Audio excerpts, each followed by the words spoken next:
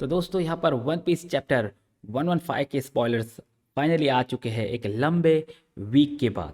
और चैप्टर का नाम होने वाला है अनेबल टू डाई। तो कुछ इंपॉर्टेंट पॉइंट के बारे में हम आज बात करने जा रहे हैं, so stay tune till the end. Chapter के स्पॉयलर्स की शुरुआत यहाँ पर होती है फिर से वानो में, जहाँ पर कवर स्टोरी में दिखाया गया है ओको और यामाटो को, जो कि वानो में यहाँ पर रिंगो करके प्लेस है, वहां पर वो जा रहे हैं। When desperate giants wants to attack Ida and Hajrudin, king Harald reach in time to protect them. So Elbaf के जायंट यहाँ पर नाखुश है ईडा से, वो तो आपको पहले ही मालूम होगा, क्योंकि ईडा यहाँ पर एल्बाफ से बिलोंग नहीं करते, इसीलिए वो ईडा को मारने चले गए थे, उसके साथ हजरुद्दीन को भी। तभी किंग हेरल्ड यहाँ पर ऑन टाइम वहाँ पर जब वो अटैक होने वाला था ईडा और हजरुद्दीन पर पहुंच जाता है और उन दोनों को बचा लेता है। Astrid died before king Harald return to Elbaf. Loki की जो माँ है यहाँ पर मर जाती है किंग हेरल्ड के रिटर्न बैक करने से पहले इन एल्बा, जो कि एक अच्छी खबर है दोस्तों, क्योंकि आपने तो देखा ही होगा कि लोकी जब पैदा ही हुआ था तभी लोकी की माँ ने उसकी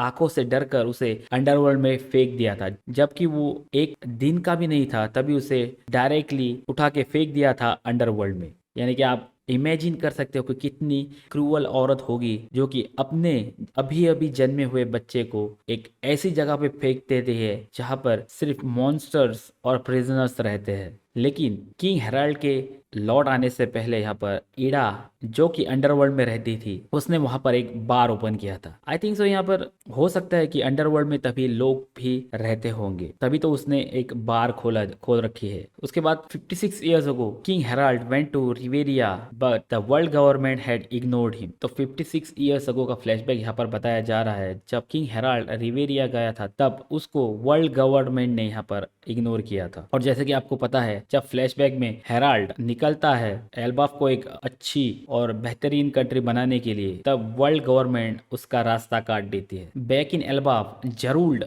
talk to king Harald about Galila. Galila आपने तो ये देखा ही होगा कि जो आर्क वाटर 7, जो आर्क हमने देखा है जहां पर गैलीला कंपनी होती है, जो कि एक शिप रैक्स होते हैं। पॉयलर्स में एक रेफरेंस दिया है कि शायद वो कंपनी नहीं होगी जो कि वाटर 7 में हमको दिखाए गए, बल्कि गैलीला यहाँ पर मेंशन किए गए हैं कि एंशिएंट जायंट्स जो कि शिप बिल्डर्स है, और उन्हीं शिप बिल्डर्स को यहाँ पर गवर्नमेंट ने कैद कर लिया है। एस्ट्रिड के मरने के बाद उसकी बहन यहाँ पर एल्बाफ में आ जाती है और लोकी को फिर से अब्यूज करने लगती है। While Harald was busy on focusing to rebuild Elbaf, जब किंग हेराल्ड का पूरा फोकस था टू रीबिल्ड एल्बाफ। उसके बाद यहाँ पर फिर से एक छोटा सा फ्लैशबैक दिखाया गया है। 48 years ago Loki releases giant beast on villagers. तो लोकी आपको मालूम है कि जब वो पैदा ही हुआ था तभी उसकी माँ ने उसे अंडरवर्ल्ड में फेंक दिया था due to his scary eyes. तो आप क्या एक्सपेक्ट कर सकते हो एक छोटे से बच्चे से जो कि पैदा होते ही उसे अंडरवर्ल्ड में फेंक दिया था उसकी माँ ने, जिसको कभी प्यार नहीं मिला, जिसको सब लोग यहाँ पर डांटे रहे, उसके ऊपर चिल्लाते रहे, और वो पला बड़ा है प्रिजनर्स और डेंजरस बीस्ट के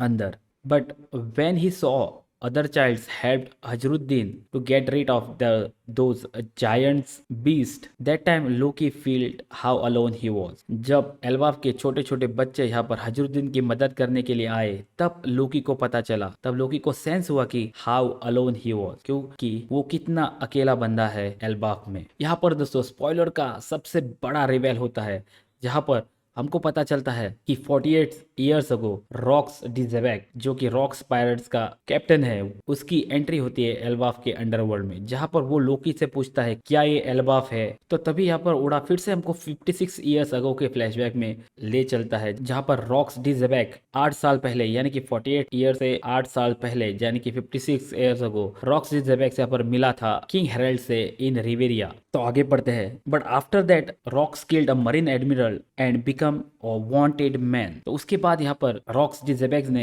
एक नेवी एडमिरल को यहाँ पर मार गिराया था, उसके बाद ही वो वांटेड क्रिमिनल बन गया। उससे पहले यहाँ पर दोस्तों रॉक्स डिजेबेक का यहाँ पर कहीं पर भी जिक्र नहीं है कि उसके ऊपर कुछ बाउंटी थी या कुछ है। जब किंग हेराल्ड रिवेरिया में गया था वर्ल्ड गवर्नमेंट से हाथ मिलाने के लिए, तभी उसकी मुलाकात हुई थी रॉक्स डिजेबेक से। तभी आई थिंक सो रॉक्स यहाँ पर पायरेट नहीं हुआ करता था, शायद रॉक्स यहाँ पर नेवी में सर्व करता था। और जब रॉक्स ने एक नेवी एडमिरल को यहाँ पर मार गिराया तभी वो वांटेड मैन बन गया। और उसके बाद यहाँ पर ओडा यहाँ पर रिवेल करता है पूरा फेस रॉक्सी ज़ेबेक पैरेट का, जैसे कि उसके टू टोन बाल रहते हैं और वो सिमिलर लग रहा है आज के ब्लैक बियर्ड से। और यहाँ पर दोस्तों आता है एक बड़ा धमाका जो कि ओडा ने रिवेल किया है स्पॉइलर में। रॉक्सी ज़ेबेक यहाँ पर क्यों सिमिलर लग रहा है ब्लैक बियर्ड से, तो इसका आंसर है कि रॉक्स फादर है ब्लैक बियर्ड का। तो दोस्तों यहाँ पर प्रीवियस जो कुछ भी थियरी चल रही थी वन पीस में कि ब्लैक बियर्ड कौन है, कहाँ से आया है, इसका ओरिजिन क्या है, तो ये बात तो यहाँ पर क्लियर हो गई है दोस्तों कि रॉक्सी ज़ेबेक का बेटा है ब्लैक बियर्ड। रॉक्सी ज़ेबेक यहाँ पर कैसे पायलट बना,